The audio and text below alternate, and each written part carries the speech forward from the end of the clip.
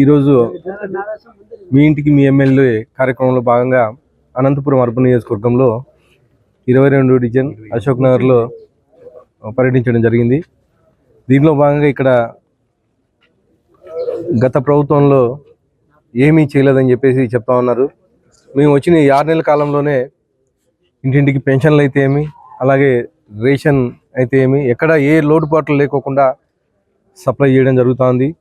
దానిలో భాగంగా ఇక్కడ ఖచ్చితంగా వస్తున్నాయా లేదా అని వెరిఫికేషన్ కానీ మా పంచాయతీ, మా సచివాలయం సిబ్బంది, అలాగే మున్సిపల్ సిబ్బంది అంతా చెక్ చేస్తూ ఉన్నారు. అలాగే ఇక్కడ ఉండే డ్రైన్లు అయితే ఏమి, అలాగే ముఖ్యంగా హౌసింగ్ చాలామంది గత ప్రభుత్వంలో మేము అప్లై చేసాము, ఇంతవరకు మాకు ఎక్కడే కానీ ఒక హౌసింగ్ కానీ రాలేదని చెప్పి చెప్పడం జరుగుతూ ఉంది. ఏవైతే ఇప్పుడు మా అర్బన్లో దాదాపు 800 హౌసెస్ రీసెంట్గా మా ముఖ్యమంత్రి వారు నారా చంద్రబాబు నాయుడు శాంక్షన్ చేయడం జరిగింది.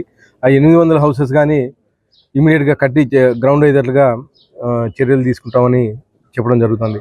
అలాగే మా ముఖ్యమంత్రి నారా చంద్రబాబు నాయుడు పిలుపు మేరకు ఇంటింటికి ఒక